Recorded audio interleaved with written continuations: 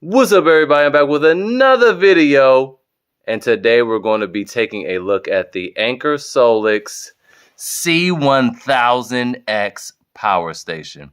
We're going to unbox it, see what it comes with, and we're going to put it through its paces and then compare it with the other brands that are also around 1,000 watt hours more or less.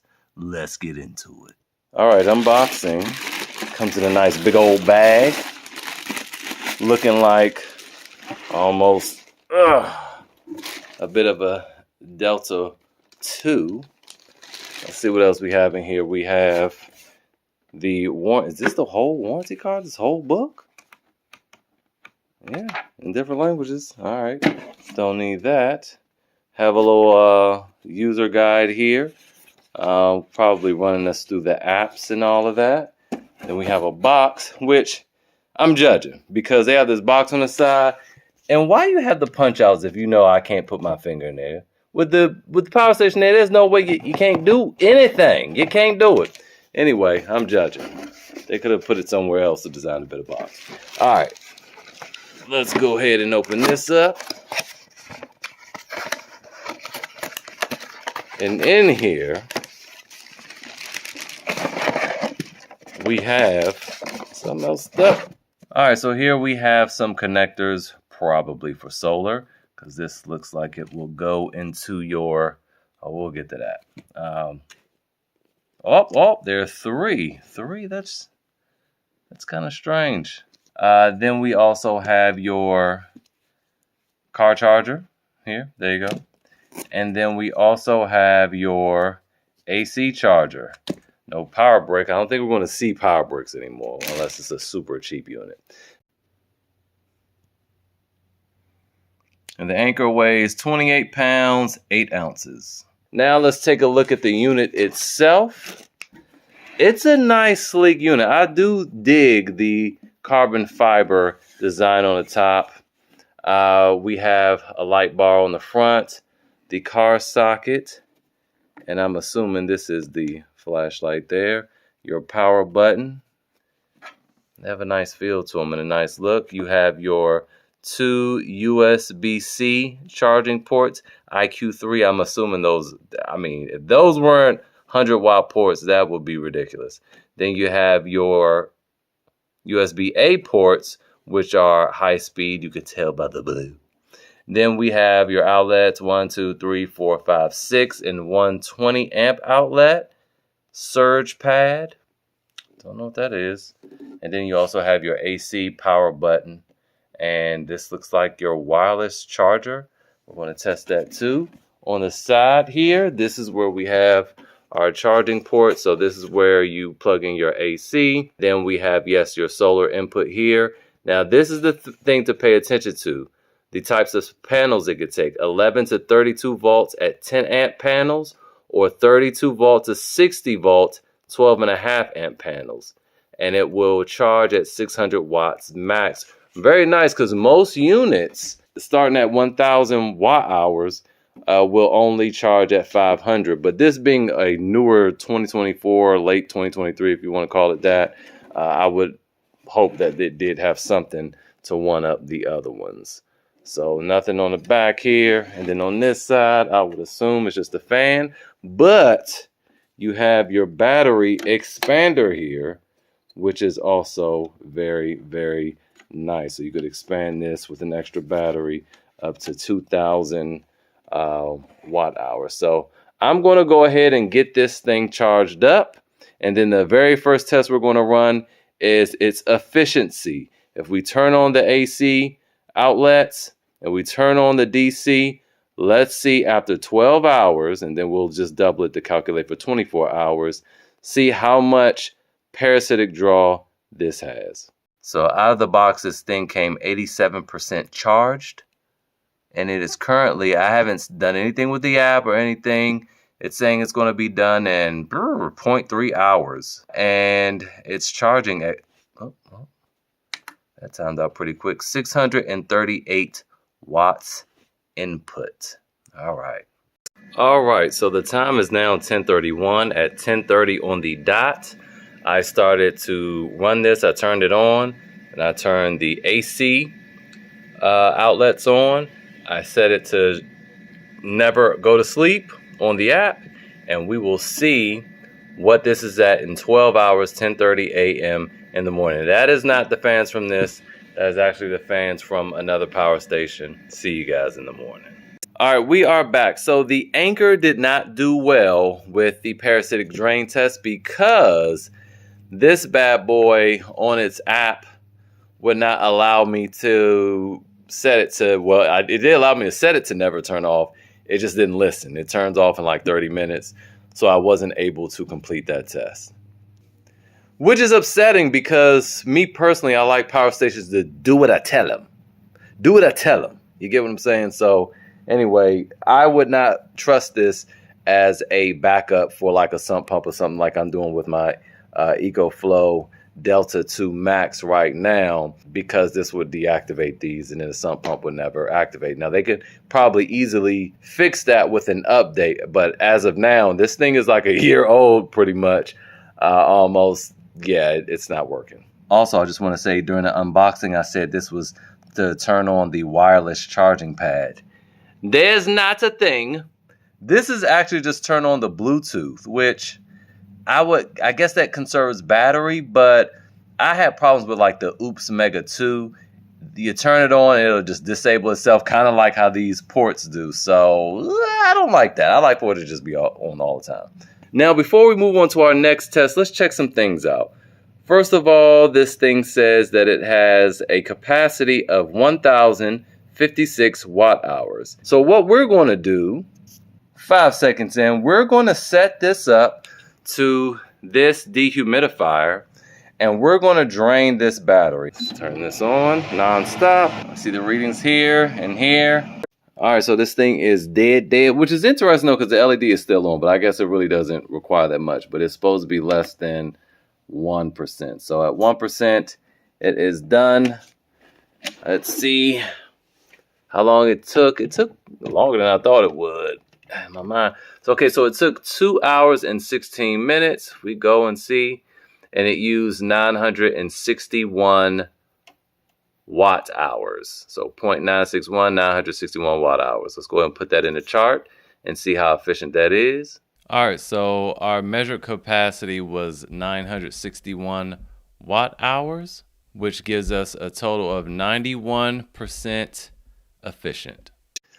All right, now we're all charged back up. Going back to our spec sheet here on the bottom of the device, we see that this has an AC output and bypass mode, which I'm going to check the app and see what that is, of 1440 watts max, and the regular output and inverter mode of 1800 watts max. Now, this Wagner heat gun produces 1500 watts. So we're going to see if we can push it to 1500 watts and see whether it shuts down. If it doesn't, we'll just tack on some more stuff and see what happens until we approach 1800. Let's get on with it.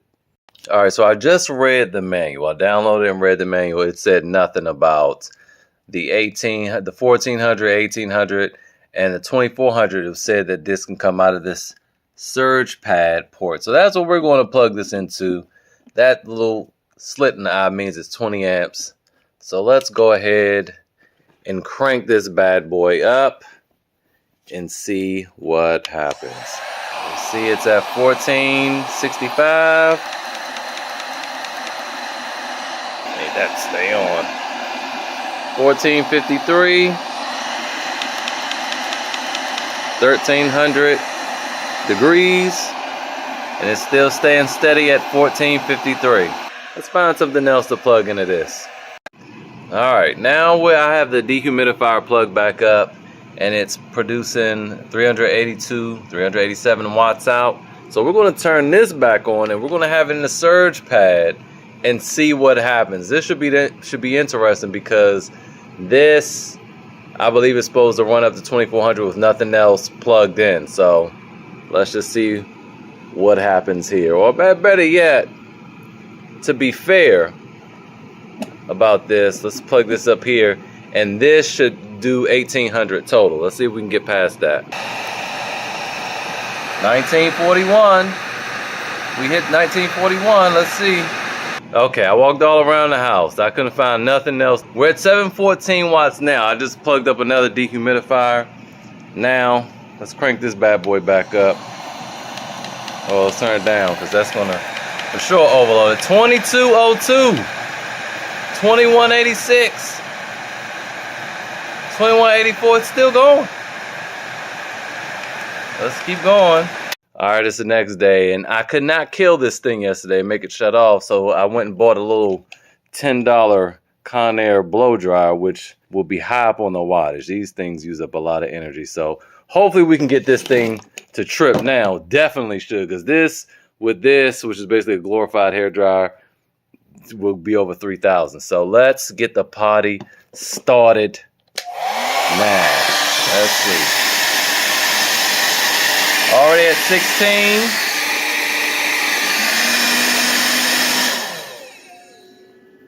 There we go. Shot. I didn't even see what happened. Let's try that again. 720.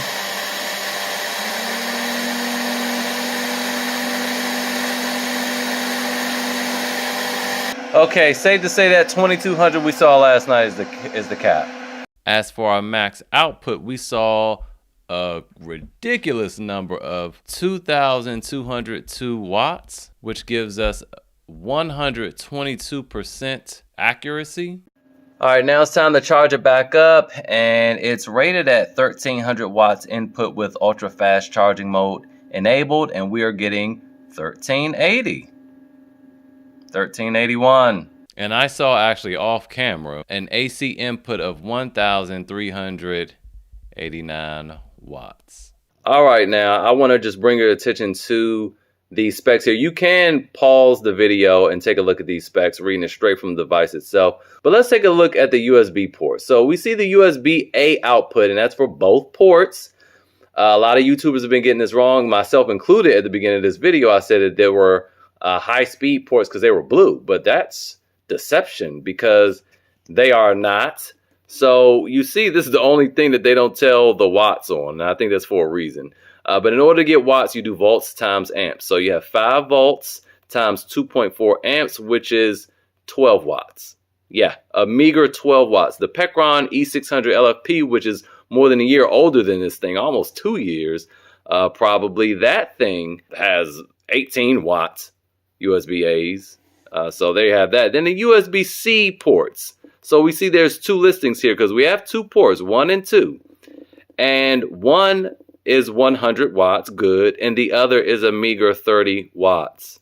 So you only have one decent high-speed USB outlet on this entire device. So that is the Anker SOLIX C1000X. In terms of AC outlets, this thing is definitely impressive. In terms of AC output, very, very impressive. Even charging, it overcharges more than what it estimates. However, there are a few things I don't like about it. The app is a little wonky. The AC outlets time out. So if you wanted to use this as a backup, it's basically worthless until they fix that. The USB ports are also basically worthless to me. You only have one that can actually quick charge anything. All the other 3 are just basically slow poke ports, which I don't understand the purpose of making them blue, because, you know, blue is typically, they have those lightning bolts above it. That's nonsense. I also am in between whether I like the button to turn on Wi-Fi or Bluetooth. I think it should always be on, because what if you forget, you're in a rush, and then you have an issue with controlling it from afar. As for the lights, I mean, a lot of people like that feature, so I'm glad that it's there. Also, the Anker C1000X doesn't have any DC 5521 ports. You know, the little things that look like auxiliary ports that take this cable. It doesn't have a 1. And competitors such as the EcoFlow Delta 2, which, especially oftentimes on sale, costs less than this, has dos. It also has more USB ports as well. The overall construction looks very cool. However, we developed a couple scratches here on this carbon fiber top, which is actually, it's hilarious because of the carbon fiber. It's not supposed to scratch, but this scratches very easily. It's just plastic. And then also this sticker began to peel off. So, you know, I'm not saying it's a shot at the build quality. Again, like I said, that inverter is ridiculous inside this thing, but I think they could have done a little bit better. Now it's time for the Eco Score. In terms of pricing, the Anker C1000X is competitively priced at $999. However, it lacks certain features as well as ports and power that a lot of the other power stations in this price range or in this capacity range have, and it gets a 3. As far as weight goes, it is heavy. It is almost 2 pounds heavier than the EcoFlow Delta 2, which again has more things on it, and so it gets a 2. As far as performance goes, it performs really well in terms of AC output, but in everything else, it's a flop and it gets a 3. Efficiency, unfortunately, we weren't able to test that because the unit wouldn't stay on, and so it gets a 2. As far as features go, it does have a flashlight, which is cool, but because it's lacking ports, it doesn't have wireless charging. This also gets it a 3. As far as charge rate goes, it charges really fast as far as solar input as well as AC input, and it gets a 5. Warranty, it has a 5-year warranty and it gets a 5. As far as overall value, it doesn't offer all the things that other power stations offer at a cheaper price, and that includes the EcoFlow Delta 2, that includes PECROM, which is a fraction of the price, and it gets a 3. For a grand total of 26, our first Eco Score ever. Stay tuned for future videos because the All Powers S2000 and EcoFlow Delta 2 will be up in this 1000 watt hour category. Thanks for watching.